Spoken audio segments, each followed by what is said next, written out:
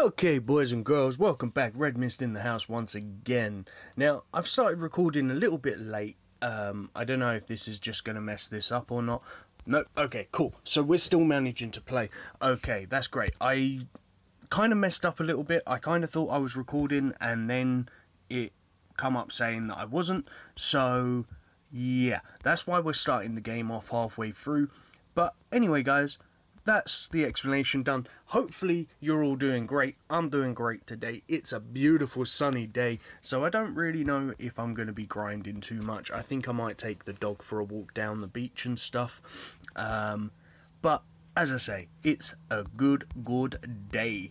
So anyway, guys, we are playing the RTG right now, and I'm sure by now you all know what the cards are. I'm pretty sure I showed you what the cards were in yesterday's video, but I don't remember, so yeah. Anyway, we've been doing stuff and things, guys.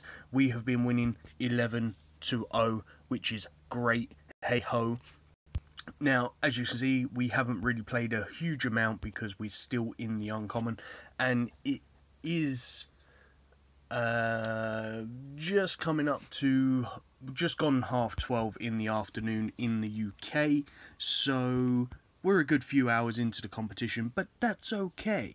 It don't matter, my friend, because we're not in a rush to get this card. We know that we can 10 point until, or in the last one we could 10 point until the end of WrestleMania, and as you could see, my team wasn't half as good as what it is now, so hopefully with those extra 4 WrestleMania pros and those 2 extra divas, we are going to be able to bring home the gold, and we should hopefully be able to 10 point to most of the Nakamura card.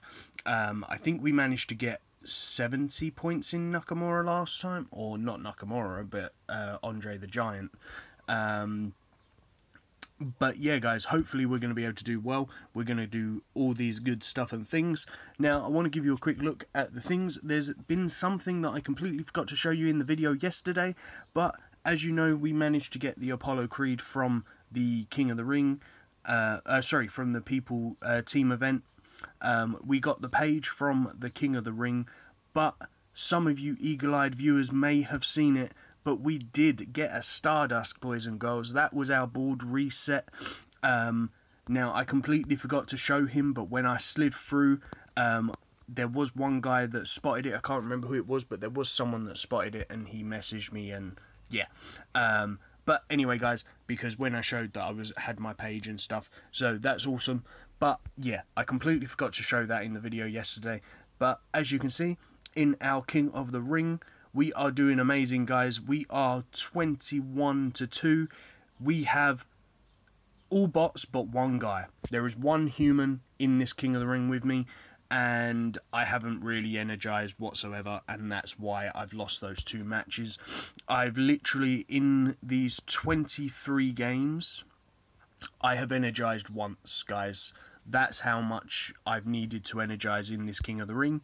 So we should be able to get a WrestleMania card pretty easy, hopefully, unless we get Diva dominated by a bot come the contestant brackets, because obviously I still don't have those WrestleMania Divas, which means that my Survivor Divas are guaranteed losses.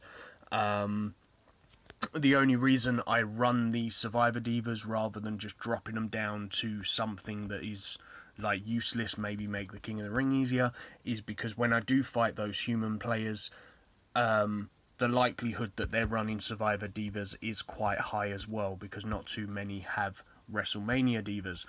Saying that, the guy that I am playing against, he does have a WrestleMania Diva, so I'm pretty sure I'm not going to be able to win this King of the Ring, but at the same time, it doesn't really matter because I only need one more Survivor Pro Diva, which, to be honest, hopefully now that I've got the page from the King of the Ring yesterday, hopefully that's not going to be an issue.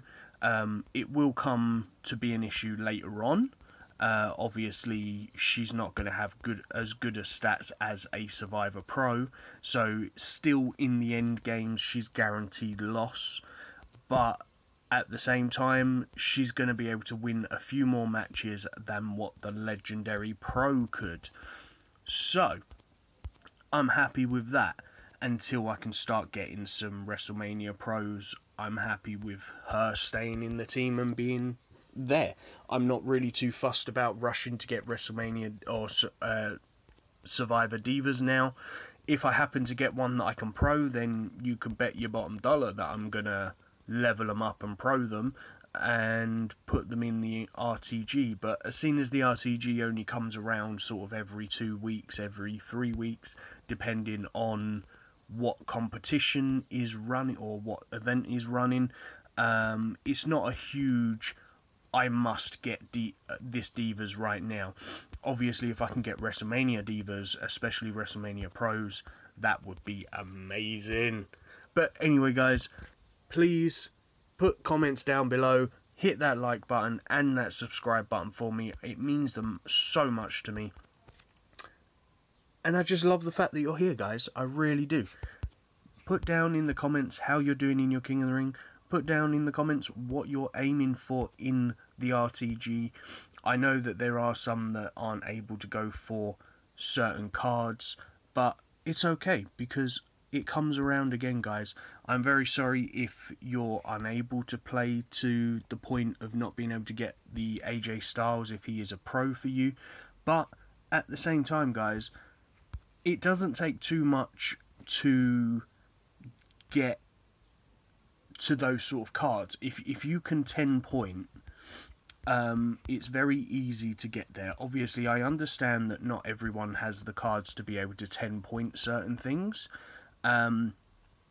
but this is the thing, you know, like obviously you can play the game, you can have fun playing it, and if you have the time, I'll tell you, I'm not going to put any more into her just yet.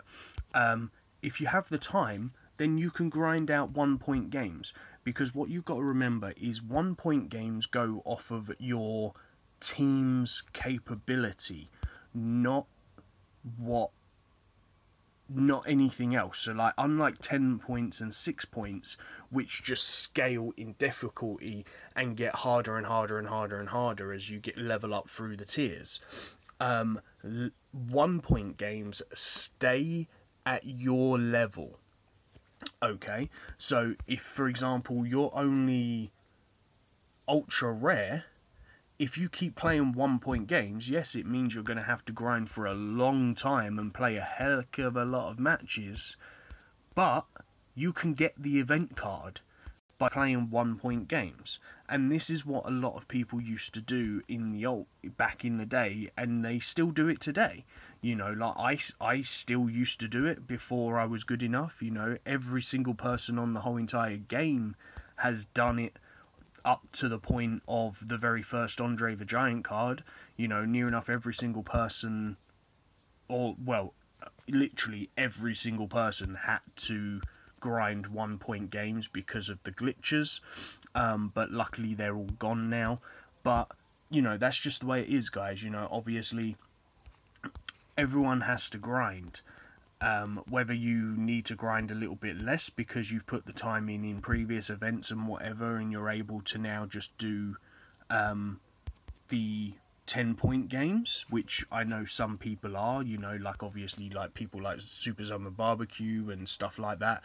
He can just play 10 point games till the end because he's put the time in, he's grinded out the game, he's got all the event cards, you know, blah blah blah. But then such as people like me who have managed to grind out some of the event cards and that, you know, we have to go down to the 6 point grind. Now, obviously, I understand that that's only 3 points if you're playing without titles, but it just means that you've got to play twice as much. That's all, guys. You know, so put in that time, push for that next card, and you'll get there. You'll feel a sense of achievement once you get there, and there's nothing like that feeling that you get when you achieve something. You know, like obviously if your goal is to get the legendary card, push yourself to get the survivor card, and when you get that survivor card you'll think, oh my god, I actually done it. And it seems really silly that, like, I'm saying this about a game, but if you start doing this in a game, it will transfer into real life as well. And if you have the same effect in the real life as you do in the game, you'll achieve much more than you think that you is even possible of doing. You know, like whether you're researching for a test, or revising for a test, I should say.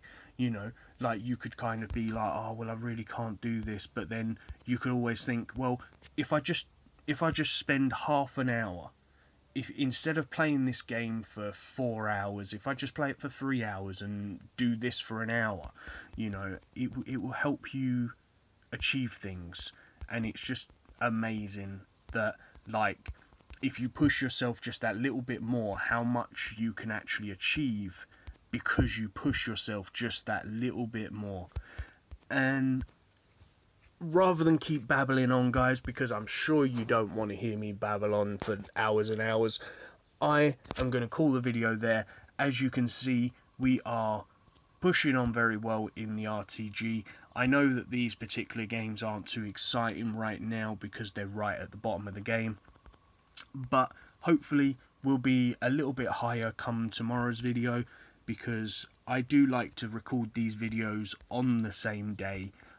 Obviously, when I start doing the other videos that I've got in mind, they might not all be daily videos. They might be, it just depends on how much time I have in the day. I might do a couple in stages. But yeah, guys, I really hope that you've enjoyed the video. Oh, look, that looks like a face. I really hope you've enjoyed the video. Please hit that like, subscribe and share button for me, and I shall see you in the next video. Peace on the streets, guys.